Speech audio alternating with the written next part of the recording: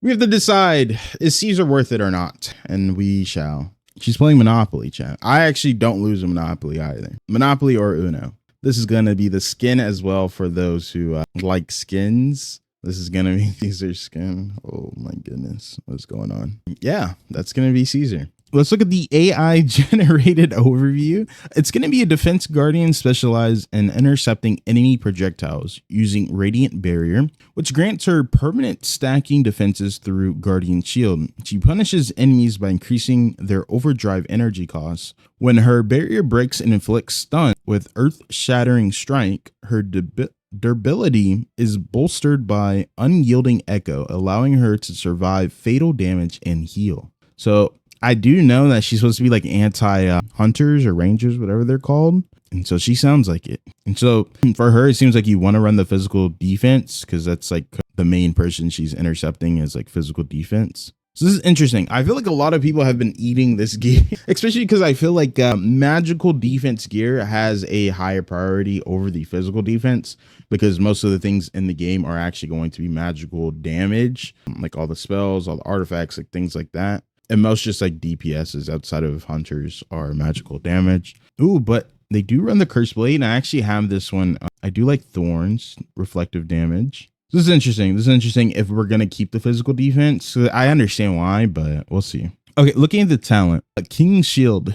Radiant Bear. Gain 1 stack of Guardian Shield for each bullet blocked. Each stack of Guardian Shield increases your shield efficiency by 2.5 and both physical and magical defense by 2.5, stacking up to 30 times, lasting until the end of battle. Okay, so that's really good. We're just getting like damage mitigations, like baby damage mitigations, or actually no, basically I could say that because I don't think there's like really any true damage so far. So I guess there is penetration though. Radiant Barrier grants a random blessing buff to the user for every 10 bullets blocked. Okay. Increase own magic defense by 15% and health by 5%. Interesting, it's magical defense. When Unyielding Echo is triggered, it grants the user additional immunity to damage for 6 seconds. Oh, we gotta see what this does then. Whenever the user gains a blessing buff, it provides a shield equal to 15% of the user's maximum HP, stacking up to 3 times and lasting for 7 seconds. So, okay, so this plays on your level 2. When Radiant Barrier blocks 10 bullets, she'll gain the blessing. So she's able to self-sustain this buff with her 2 and her 4. And I guess with Radiant Barrier. Okay, so Radiant Barriers are Overdrive. Deal physical damage equal to 620% of the caster's attack plus 1,600 of the caster's combined defenses. Okay, this is good. This is good. And magic resistance to the enemy units within a fan-shaped area. Then create a barrier in front of the caster that lasts for 5 seconds. I don't like that. It's only 5 seconds. Intercepting up to 20 bullets. The barrier is considered broken if it reaches its maximum interception limit. When the barrier is broken, all enemy luminaries' next ultimate skill will be +1. Okay, this is a 20-second cooldown as well. It's kind of long. I don't like it's just like a random 5 seconds either, though. And it's only 20 bullets. I mean, I guess 20 basics is a lot. I don't know. We'll see. We'll see. Slam down the shield. This is our ultimate Earth Shattering Strike. Slams down the shield, dealing physical damage equal to 520 of the user's attack, plus 800% of the sum of the user's defense and magical resistance. I really like that she has that aspect of her because I feel like the other Guardians just don't have a play on that. To enemy units within a large circular area, this skill can trigger the punishment effect. When the punishment effect is triggered, it will inflict a 3-second stun on the target. That is insane. Especially because it's a large circular area. Like medium I think it's pretty good, but when it's large, it just like really like ensures everything is going to get punished, I guess. When receiving fatal damage, this is her Unyielding Echo. So when receiving fatal damage, become immune to the damage and consume all Guardian Shield. Each stack consumed restores 3% of your max HP. Holy, that's a lot of HP. Like, that's a lot. Okay, this effect can trigger at most once every 25 seconds. So once every 25 seconds, she has like a I'm coming back to life type deal.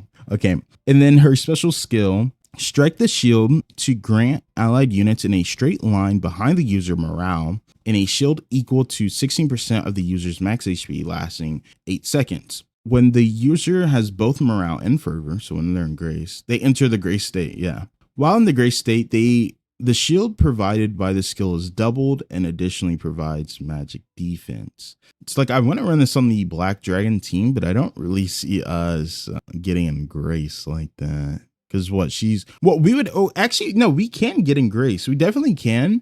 We would just have to like really stack up our Radiant Barrier. So whenever we would have to really, really stack this up. So I like how this is, so this consumes all your Guardian stacks, and for each stack, that's 3%. And then for your Guardian stacks, you can have all the way up to 30 of them, right? So that's what, 90% HP. If we're maxed out, she can jump straight back up, damn near to full HP. This is interesting. I feel like this will be inconsistent, like the second half. It won't be like a consistent thing, but you can definitely get in Grace all by yourself, which I think is a good thing because most units cannot do that. And Morale and Fervor, they're very underrated. Like they're very underrated. They give a lot of like boosts.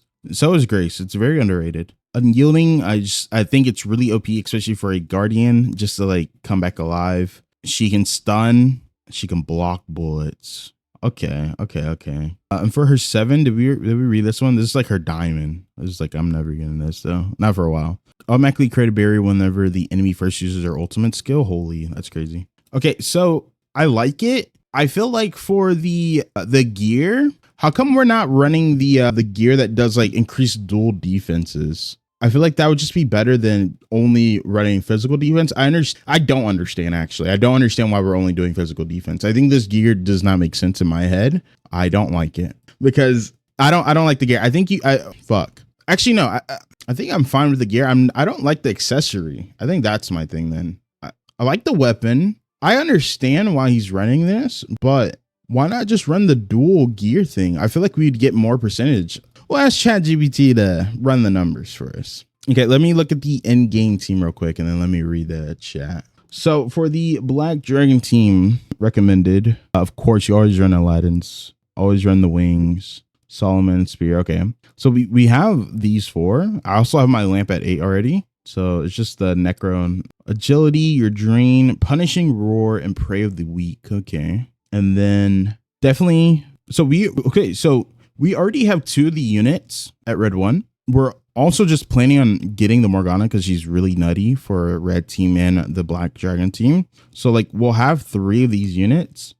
And I think Lilith honestly should be an EX unit. Like, I think she's too good. And then Artemis is like insane. So I think this is like, this has to just be one of the strongest teams in the game. Like it just has to be. Honestly, I feel like you're getting the value from 3 EXs. One of them's not, so it's a cheaper. And then, bro, these are just so good. And you have 2 units on your, you have 3, bro. How many units do we have that has like death defying abilities? You have your Poseidon, you have your Caesar, you have Vermilion Bird. It's like they just won't die. Not only are they doing that, they're stunning you, they're silencing you, they're increasing your overdrives. I feel like this team is so annoying to fight. This team is so annoying.